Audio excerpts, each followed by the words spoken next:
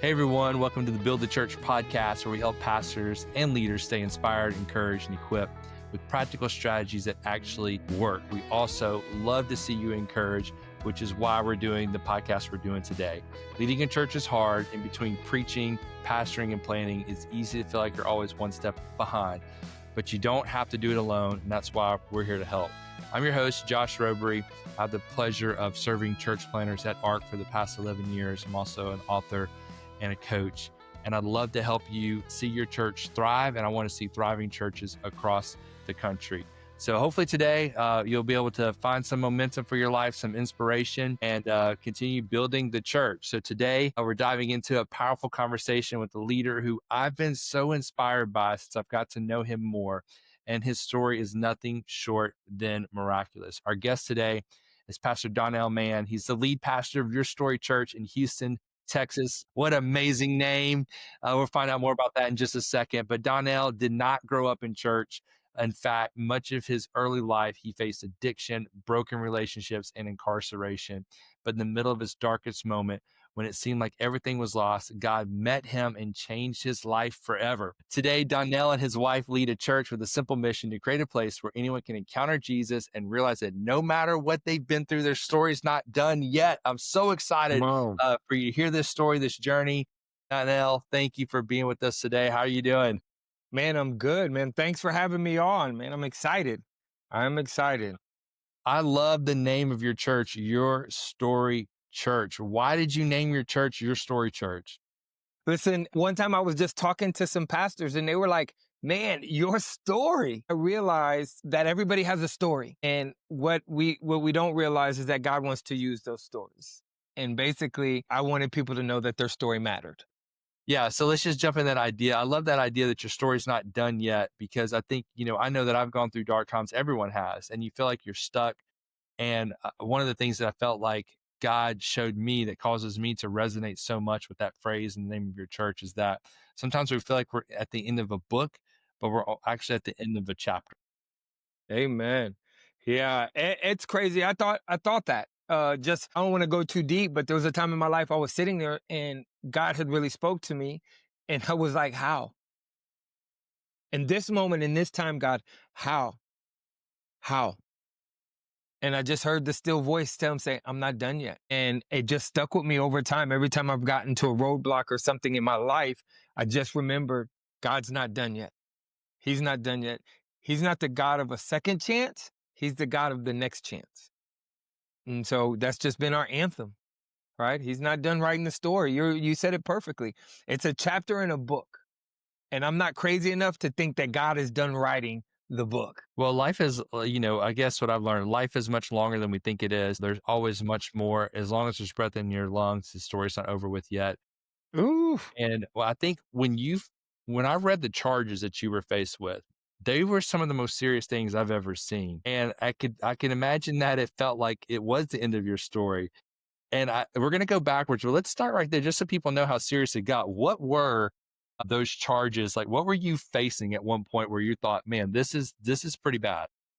So in 2011, I was looking at aggravated assault on a peace officer, escape from an institution, resisting arrest, attempted resisting arrest, possession of a controlled substance with intent to deliver over 100 grams, and DUI, felony DUI. 7 charges, all carrying 25 to life.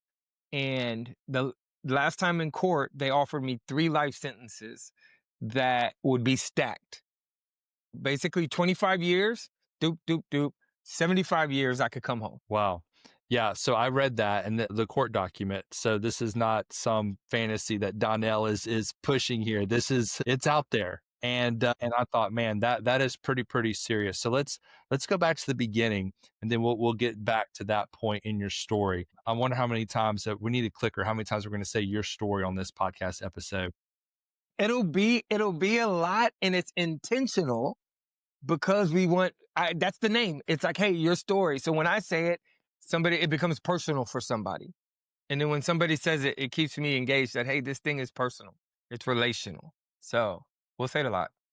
Good. Well, we know that you didn't grow up in church, but obviously you came to Christ. Did you come to Christ before things got serious, in prison, after prison? When did you come to Christ, and what was that experience? Oh, goodness. So let me say this. So this last time in 2011, that was going to be my fourth time in prison. So I caught an attempted murder charge when I was 17. I got a possession charge and a couple more DUIs before that. And had no one had ever shared the gospel of Jesus with me from the time I was young to the time that I was 37 years old after the arrest of these last charges in 2011. So I was arrested, but to be honest, I sat in the cell the night I was arrested, and I'm coming down off of drugs and alcohol. They stripped me of everything, my clothes, just everything. And I'm in this cell, and there's no mat and no blankets, nothing. And I'm crying, and I'm listing all my failures, all my mistakes, all the things that I thought I was and what defined me. And I was like, I don't care if you're Buddha. I don't care if you're Allah, Gandhi, Mother Teresa. Like, I don't care. I'm crying, and I'm in this concrete room. And I was like, I don't care. I just want to die. And in that moment, I look back now, and in that moment, God met me there. And he began to put some things into play because I was bonded out the next day. And about a week later, an old friend of mine reaches out and says, God told him that I needed him. And I told him he was weird. And I ended up having dinner with him. And I was very honest. I had no money. I was homeless. I'm riding a bus to back and forth, but I had dinner with him anyway. And he shared this crazy story about an addict who was depressed and suicidal and lost everything and had been arrested and family was split, but how he had encounter with Jesus on a park bench just in the normal day of life, and he radically changed his life. And that's why he was sitting with me, and he just invited me into a relationship with Jesus. And it kind of took from there, man. But I was 37 years old. Man. Okay, so you came to Christ in that moment. That friend intervened and helped you and pointed you to Christ. So what happened from there? Did you start the church after that, or did you get in more Man, trouble? you would have, so let me say this. You would have thought, because I was one of those obnoxious new believers, right? We had a radio station called KSBJ, and I became one of those believers. They had something called sticky notes of love. And so I bought bulk sticky notes. And the bus I would write, I would put I love Jesus in sticky notes. Like, oh, it was insane. But no, the church didn't plant there. Actually, I was still on bond for these charges, right? I'm looking at life in prison, and luckily, this friend of mine was like, hey, I want to do life with you. I want to walk with you because you've just stepped into a new life. And so I actually got plugged in to a local church. I remember I was serving on the parking lot team, which I felt bad for like all the guests and all the new guests, because here comes this obnoxiously saved person on a golf cart. And I'm like, I can take you. I can walk. No, I can take you. But I got plugged in to the local church and begin to build new relationships and a new life. And I did that for about 18 months. And I thought, man, my God is so big that he's going to allow me to get probation. I'm not going to have to go to prison. I'm going to get to live this life. I really, to be honest, at this point in my life, planting a church or even being in ministry wasn't even on my radar whatsoever. Just not going to prison. I just didn't want to go to prison at this time. And I remember in November of 2012, we go to court and we don't think, I'm full of faith. Like, I'm like, God is not sending me to prison. I'm going to check into a rehab facility, and I'm going to do my time there, and I'm going to get out, and I'm going to continue this life that God had given me. And I remember sitting in there, and they allowed me to share my story and my testimony of who I was and what God had done and what he was still doing in the courtroom. And my mom and my friends and everybody was there. And when I was finished, they sentenced me to 18 years. So wasn't no going Jeez. home. Well, those were some serious charges that you had at first. So why would you think that it was possible that you'd get on probation on something like? Well, but one, I was putting my trust in a lawyer and really not in God. It wasn't about accepting responsibility for me. It was about getting the less amount of times. And the lawyer was telling me all the things, I guess, that I wanted to hear. And then after I heard that, I applied God's faith to that. Yes.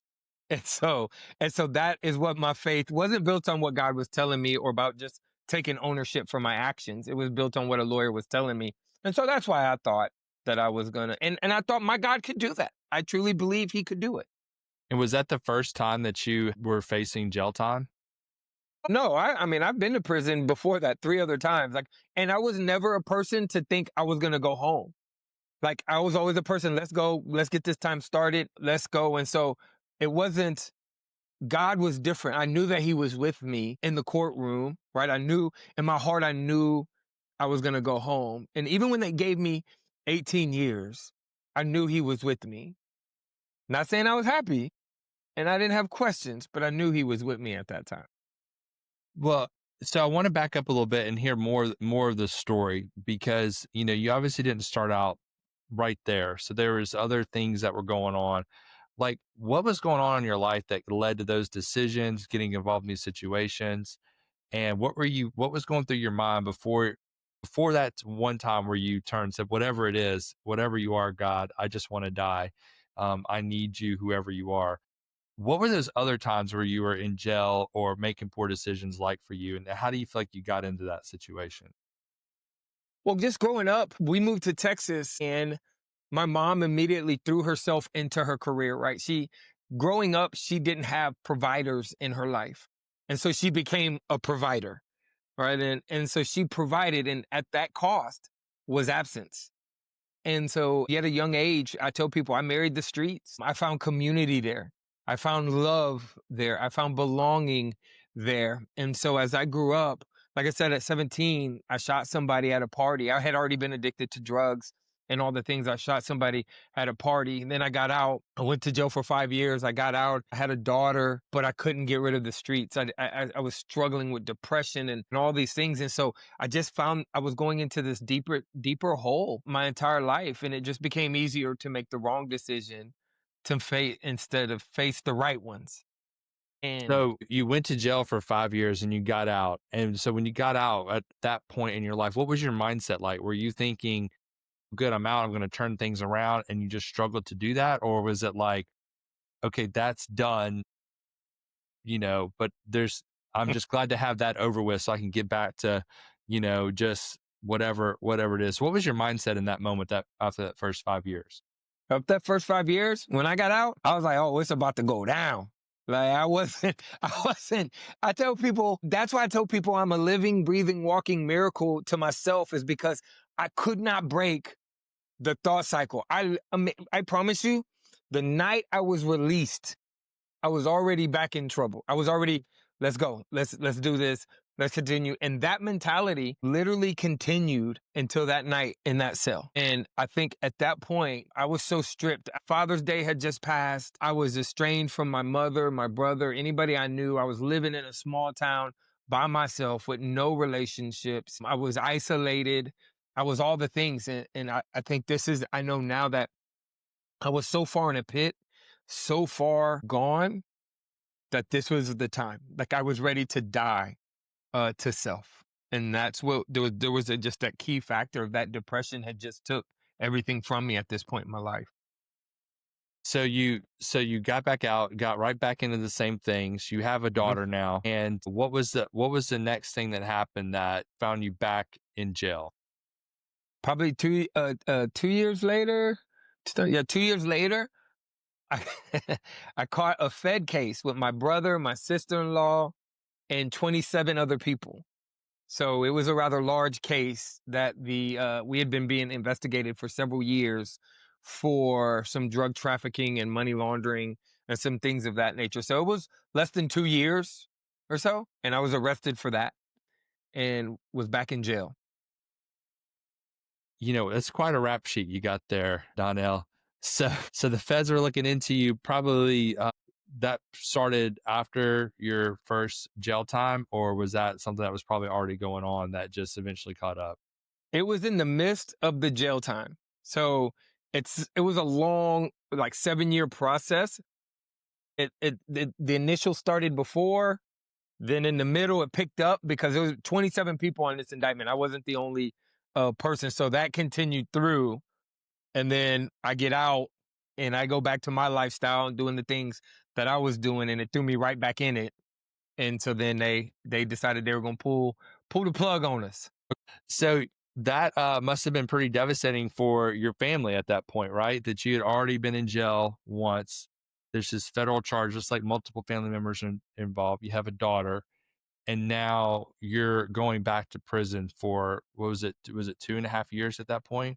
Yes, at that point, I did 2.5 years for that charge and got back out. And so, how old was your daughter when you got out? Man, at that time, my daughter was 4, 6. Okay. And so, what was reconnecting with her like after you got out? Was that a priority to you at that point? No, it wasn't a, to be honest, it wasn't a priority. This is how messed up my thinking was. This is where I was at, is I literally went back thinking, saying, well, shoot, they're all locked up. There's money to be made. And so I went right back to the life again. Yeah, and I guess it just kind of shows like how important God is. Like people just Hmm. don't change because it's the right thing to do. They don't change their mind. God changes their heart, and that's what changes their mind. And it just shows the need for God and faith and the gospel to Hmm. be in in people's lives, the opportunity for them to be exposed to, whether in prison or other places. That's the only way we're really going to see change. So Hmm. I want to get back to that 18-year sentence that you got. Okay. Is so talk me through next. Is that what happened next? You got involved with some of these other things, and then that was the next thing you were facing? So I got out, I got involved in these other things. And I remember that I came to this point, I was so depressed and alone. And I was just letting my family down again. I saw this path coming in front of me, and I was like, I'm going to move.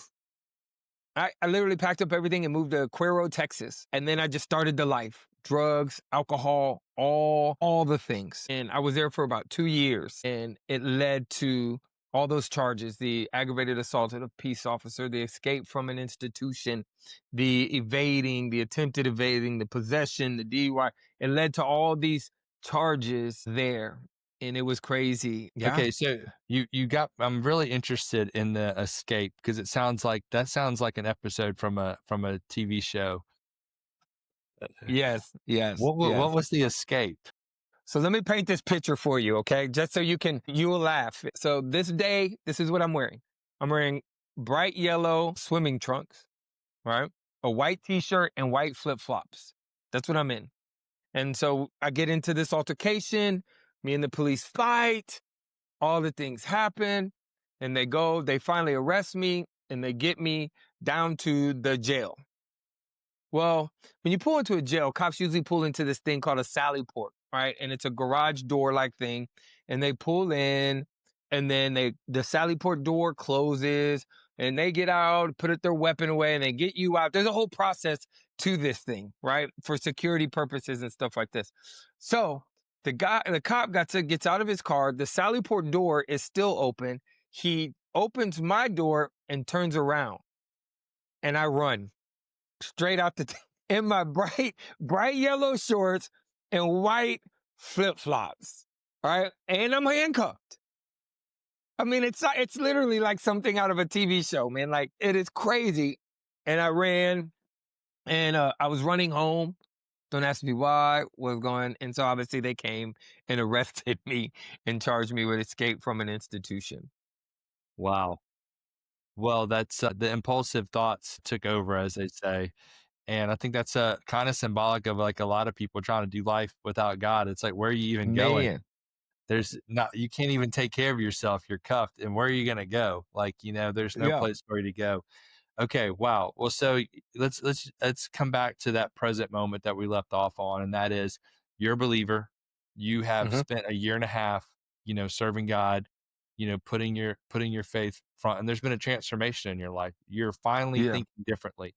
You were dealing with depression. You've mentioned that a couple times. Hmm. Discouragement. Obviously, that would be a natural expectation of anyone going through the situation you went through. And now you're a believer, expecting God to like miraculously help you here, but you're facing, 18 years. 18. So, what was that like as a believer, feeling like, man, maybe God let me down here? I would love to say that I had like the perfect quiet time to pray and talk to God about it. It seems like they immediately took me to the county jail and almost the next day took me to prison. And I remember when you get to prison, you come and they strip you. And in that moment where they stripped me of all my clothes again, for a brief moment, I went back to that jail cell in 2011, 18 months prior, where I didn't know Jesus, where I was so far separated from God, and sadness hit me. And so I get into this thing, this intake intake cell. They call it the chicken coop because it sounds like chickens squawking. It's just noise. And I had to ask God. I said, God, why? Like I read the Bible, I prayed, I believed that I have faith, I built community. I started listing all these right things that I did. And in a small whisper, he told me, when you learn to love what breaks my heart, you can go home. But your relationship with me has been selfish. And I can't say that I understood in the moment, but it gave me a peace that he hadn't abandoned me, that there was still something for me to learn. And I was in position with my faith to say, okay, God, I'm going to have to trust you. I'm here. Like, there ain't no getting out this thing, right? People don't escape from Texas prisons. Like, it is what it is. And so, You know, you tried. hey, man, for real, I ain't even get far. You know what I'm saying?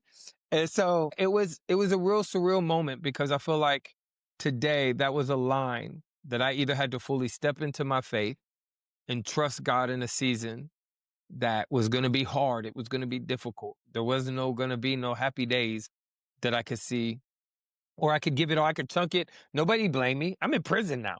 Do what you got to do to survive. Mhm. But that wasn't my mentality anymore. That wasn't my heart. My heart was truly to be a better person. I had had an encounter with Jesus, and that's what I wanted to be.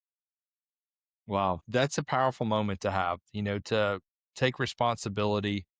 It's hard for anyone to do that. And to realize, like, something that I think is so important for people is that when we want our circumstances to change, often God wants us to change in That's those good. circumstances. And I remember being in a difficult circumstance at one point in my life, and I was just always asking God, God, please change my circumstances. God, please change this. This doesn't seem fair. This isn't right.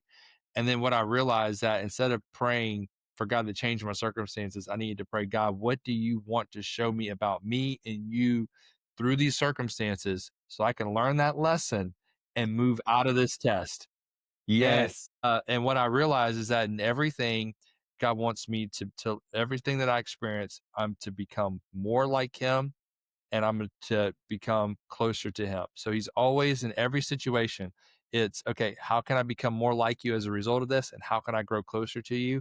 And when I can normally answer those two things, I feel like I can move out of that test. Well, sorry, I didn't mean to start preaching there, but this is No, my that man, podcast. that's It good happens though. But sometimes. yeah, that's exactly right though. And it is a very true statement. And it actually applied to my time in prison. So that was Well, super okay. Well, awesome. tell us what happened next. So I'm here and I'm on this unit, and you usually stay on this kind of unit for like 2 years. And I'm walking in and I feel all alone. So you're walking down this thing called a bowling alley, which is just long strips of concrete where all the dorms are. And I'm walking down and I feel alone, and I'm praying, God, like, I don't want to fight when I get in this cell tank. It's all these things I don't want to do. I just don't want to do that anymore.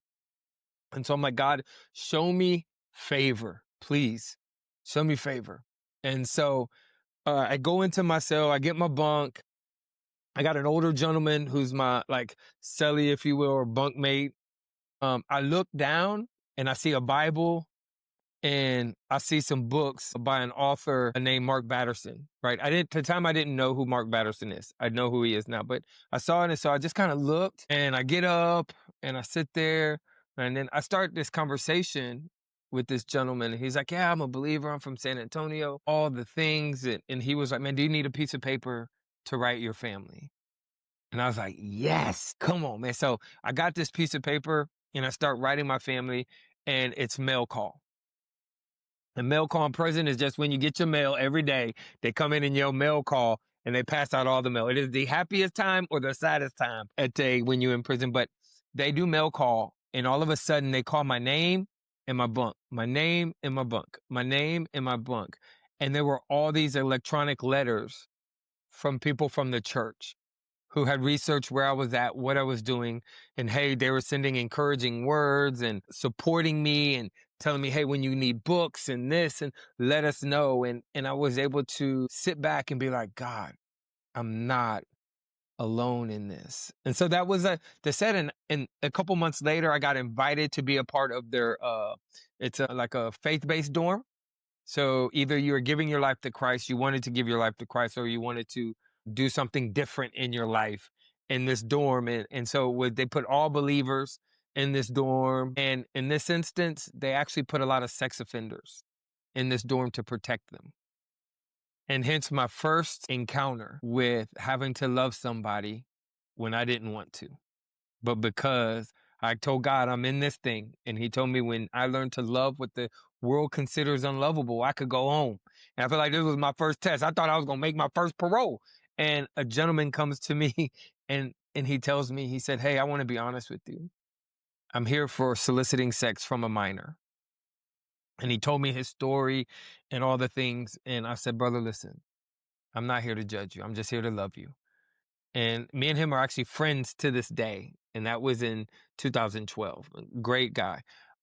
But then I started getting plugged in, oddly enough, to the setting up and tearing down of the church in prison. Right. So the faith based dorm, it was their responsibility to go set out the chairs and do all the things for the ministry that was coming in. And I kind of did that for 2 years. I did that until I got transferred to another unit. And that was kind of my thing. I got transferred to another unit. Right after that, I got put into college, which was an amazing opportunity. In the midst of that, my parole got denied. And they said, you're going to do half your time, which is 9 years. And I was like, God, if you want me to do 9 years, I'll do 9 years, but I really don't want to. Like, I don't. And probably so, into what was 5 years in? Yeah, 5 years in, I make it all the way back to Richmond, Texas, which is right outside of Houston. I'm in college. I'm on this unit. I'm a trustee. Like, it's easy time for prison time, right? It's favor. No locked doors. I got headphones, church a couple of times a week, all the things, right? I'm good. I'm good. And I'm coming back up for parole. And my parole attorney tells me, I think we're gonna get an FI-5. We're in a new Texas parole is by districts. I'm in a new district, and they're not as tough on people, and I've done a decent amount of time now. And so she's like, I think you can get an FI-5. Well, I had heard about a faith-based 2-year faith-based program. That was a pre-release program. It was ran by a ministry called Prison Fellowship, and it was like Bible seminary meets boot camp meets. You got to get up at 4 o'clock in the morning every day. And I simply told her, God wants me in that program. So parole can parole me to the program, or they cannot parole me. And we'll come back next year and I can go. And by God's grace, they gave me parole to that program, and I got to go to that program. And I really got to dive into just this relationship with Jesus, which was So where amazing. was that? Where was this program? Like, was it in a prison or was it in a home, in a neighborhood? Like, where was this Oh, no, program? it's inside a prison. So it's inside a prison. It's a small prison. There's years wait list to get into this program. Like, you go in every day. I went to work at Fort Bend Road and Bridge. So I went and worked on cars and street signs and all the things. And then I would come back and we would do like maximize manhood. We would do celebrate recovery. We would have Bible classes. We would all these things. We would have church. You had to have time in the prayer room. You Toastmasters. All these things were a part of this program, and it was designed so that when you got out, you could have an impact in your community. Not just go home and do what's next, but truly create a heart for impact. And that was super great opportunity. Okay, so I want to talk more about your daughter. Hmm. So before you went into prison for the 18-year sentence, you had a year and a half or so where you're getting on fire for God. Did you reconnect with your daughter at that point? And how old was she then? Man, that is actually a great question. So I'm on fire for God. I'm getting baptized. I get baptized and I call my daughter, and I'm saying I'm sorry. I'm crying. I'm doing all the things, right? And my daughter tells me that there is no God, that I need to quit being a Bible thumping hypocrite, that I've been a terrible father. I mean, she lays into me, rightfully so. She lays into me. And remember, I'm a young believer. So forgive me for what I'm about to say. Well, I told her, well, listen, you don't have to respect me, but you're going to respect God. So call me when you do. And I hung up. Right. How old was she? She was 14 Okay. at the time. And I literally didn't call her back. And that was in July of uh 12. July of 12. No, July of 11. July of 11. And she called me Christmas Day and she said, "Hey, I need to talk to you." And I said, "What's up?" And it was FaceTime. And she showed me a picture of a cross necklace she had on and a pink Bible. And she said, "Hey, I just gave my life to Christ last week. Can I see you?" And God started to orchestrate some things at that moment. She ended up back in Texas. She was living in California. She ended up back in Texas, and then she ended up with me for weeks at a time. And I share this story with some dads sometimes that are struggling with the same thing. That God, I hadn't thought about this in a long time. That the first time I saw her, right, I took her to eat, right, yeah, and then she started talking about boys, and I gave her first driver's lesson. And so and God said, "Hey, I told you I got you." In all things in that moment, like it was like a full circle that God took that past of who I was and being absent and the mistakes I made in her life and just wiped it clean. And so we got to spend most of that 18 months together. Wow, that's incredible because it Yeah. didn't seem like it was gonna start out that way, but your story's not done yet. Nope. Not at all. So how did you continue a relationship with her in prison? What was that like? So I had to go to prison and she had to live life. And so I wrote her. She wrote me and it kind of stayed that. She came to see me. Ended up back in California with her mom, but she would come see me whenever she would try to come. But then I was in that program and we had an angel tree. It was from I saw her right when I got there. So then 3 years later, I hadn't talked to her really, just a couple letters. She shows up for a day with dads. And that means like your daughter can come in and there's games and there's food and there's all these things. She was 18 and didn't have her ID. And I was just in my cell praying because I hadn't seen her and I just wanted to hug her. And I had worked for the ward and I was on this unit and they let her in without her ID. And so we got to see each other and it really solidified our relationship because I didn't know then what was coming in the future. And those things really, really build up to something God was going to need to do later. And jumping forward a little bit, you did the program, and that was a 2-year program that you did, the 18 faith-based months. 18 months, okay. And then how did you get out? Man, they opened the doors. I didn't break out this time. Did So have to run my parole had a date. It was there 2 years. The program I had to do was 18 months. I went early and stayed. And so they released me from the unit. Yeah. And now mind you, I had 18 years. And remember, they said that I was going to do 9 years. Well, something I didn't say in the beginning was that in court, when they sentenced me, my mom's not a believer still to this day. She yelled in the courtroom, "Where's your Jesus at now?" Mm. And I grabbed her and I hugged her and I said, "I'll be home in 5 years." And my mom told me, "You're a 4-time convicted felon. You're doing all your time."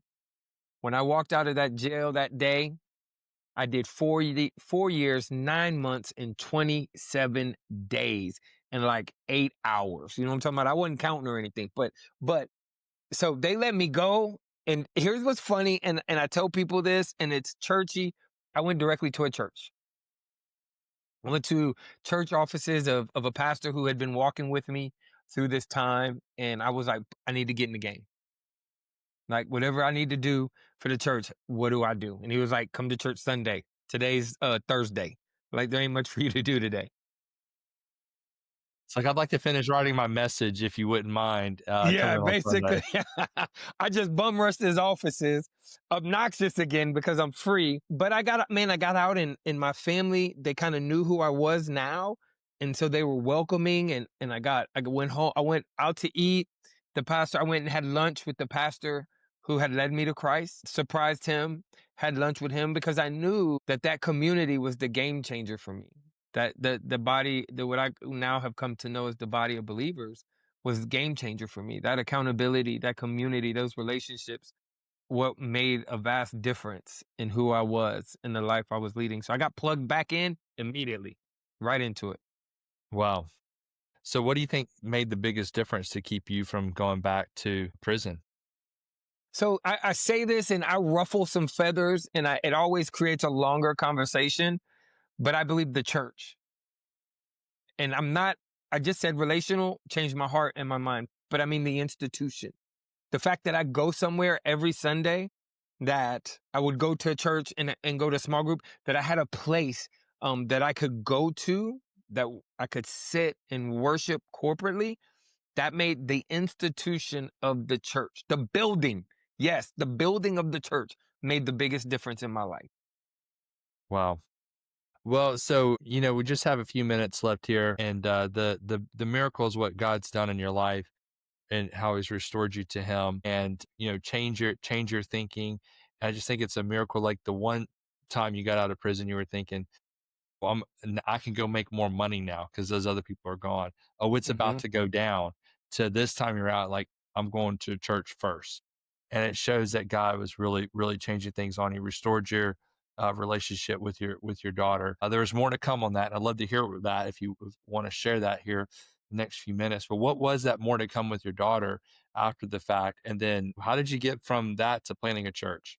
Oh my gosh. So I got plugged into the local church and I mean, it was amazing. I started serving on setup, tear down, doing all the things. I actually ended up on staff and became a missions pastor, and running a dream center and all the things. Thought I was like in my lifeblood. And at that time, my wife decided she wanted to leave the church, and me. And so I went through a divorce. And so I took a step back, So worked she on was with me. you through the prison sentences.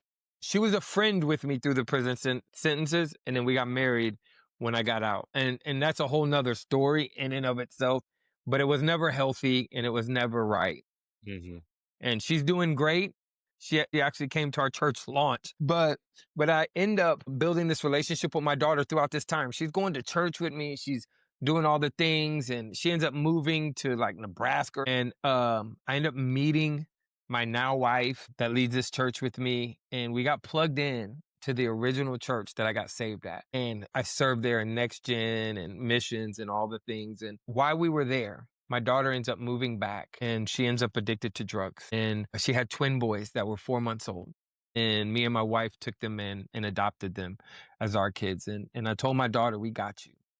God's not done yet, man, but you got to figure it out. And we were able to come alongside her. And she's now been sober for 2+ years. She has it took 3 years and some change, but she's got the twins back. She's thriving. She's a part of the church. She's living her life, how God planned it for her, man. And that's a big win. But in the midst of that, we get these twins. And it was crazy because we had them for about a year. Our life is upside down. We got my mom living with us now. We got twin toddlers in the house, and he presses on me and my wife's heart that he wants more from us. And we're like, we ain't got much more to give, God. And we had a couple who we love and trust dearly come, and they said, hey, we feel like God wants you to plant a church. Me and my wife looked at each other and started crying because we knew that that's what we were called to do. And so we went to our lead pastors and was like, hey, this is what we feel like God is putting on our heart. And they said, we've just been waiting. We knew that you guys were on loan, and so we want to help you the best that we can. And they're an ARC church, and they're like, hey, we're going to send you to ARC. I was like, pump the brakes. Let's pray for a little bit first. I ain't sure I want to do this, but we did. We prayed for 9 months and then went to ARC launch and partnered with ARC and did this process. And it's been amazing because we learned that God's not done yet. Sometimes it's yes, no, or maybe, but he's not done in this process. And the whole time my daughter's getting well, the twins are growing. My 9-year old is growing. And we in the midst right before we buy a house. Listen, man, buy a house? Like I was like, what? I was just glad to have a house. You know what I'm talking about? I'll rent it for the rest of my life. But to watch God do what only he could do. Help me realize that even when I thought I was where I wanted to be in life, God was like, I'm not done yet. And I remember matter of fact, coming from Arc Launch, right? And we had applied and we got this is the first part of applying, and said, okay, we're gonna move on to the next. Somebody will be in contact with you. Then in a little while, we were in the airport, and I was like, I cannot believe this is a part of my story. And we're in the airport in Birmingham, and my pastor looked at me and he go, keep going that route. And I was like, man, just like, he's not done. It's like he's not done yet. And it's kept repeating. And I was like, Your Story Church. And everybody, like, I thought they probably thought we were weird because everybody jumped up, yay, because it was my pastor, my wife, and some of the people with us. And Your Story Church, we just came to life there in that moment, man. And it's been an honor and crazy journey to plant a church, and I wouldn't change it for the world. I tell everybody I don't have a plan B or a back door. Like, we're all in this thing, and I'm grateful. I wouldn't change anything that ever happened in my life because it allows me to really appreciate what I have and what God is doing. Right. And so, yeah, man, that's kind of been the journey. Been crazy, fun, wild, you know? That's awesome. And you sent me a picture this week of church on Sunday, Mm-hmm. and, it was packed. And then how many people joined the team this week? 17 joined the team, and we had 10 baptisms this week. That's incredible. Which is, I tell people all the time, it's insane what he's doing. I'd love for you to just kind of wrap up with this one thought. And it's something, most of my life when I went to church, I'm a church kid. And so I went to church with a different mindset that 90% of people go to, which is I was always a leader. So I was always going to church thinking about the message, the announcements, the sound, the lights, the teams, those type of things, follow up, all that kind of stuff. That's been my whole life in church because I became a youth leader at a young age. And when I went through a hard time and I was no longer working at a church, I went to church, had a different feeling. And it was a feeling that I wish every pastor could have and remember. And that is every single time you open your doors to your church, there's someone sitting in that seat. They're in the darkest season of their life. This Sunday could change their life if you take advantage of that moment and you understand it and you steward it well. What would you tell pastors about keeping that in mind, that not everyone's coming is you can't just keep seeing as numbers or potential leaders or givers, but there's somebody in there that, like, this is their last straw. How can pastors keep that in mind, and how can they steward that moment well? I think for me, I always ask God to remind me where I've been, what I'm going through, and where he wants me to go. And it's always that where I've been that allows me to look and seek. And I ask God, give me the eyes and the heart to see that one person. Because the thing is that's what we do it for. We don't do it for the numbers. I went as far as last month through the summer, and I told my team, don't give me, all I want is salvations. I don't want any other numbers. Just put them somewhere. I'll catch up with them. But like if we remember, that's us. We may not be able to reach them all, but we can reach that one. And I go in thinking, okay, where's that one? Where's that one? And every Sunday, God delivers me one. Right? One person for me. I'm not saying we have amazing testimonies of people being saved, but I literally have every Sunday has had a conversation with one. They put a chair behind a pop-up wall, 2 chairs that I can go sit with someone and lead them to Christ because they know I'm looking for the one. And Wow. if we can continue to do that, we're on mission. Nothing else matters. We'll be on mission. Amazing. Well, Donnell, thank you so much for sharing your story with us today. What an incredible conversation. Your story reminds us that no matter how broken or hopeless things may seem, God is still writing our story, and he Mm-hmm. specializes in bringing beauty out of ashes. If you found today's episode helpful, make sure to subscribe to the Build the Church podcast so you don't miss future conversations. You can find out more about Your Story Church at Your Story Church TX across all platforms. And if this encouraged you, share it with a friend or another pastor who needs a reminder that God's not done yet. Thanks again for joining us. Until next time, keep leading and believing strong.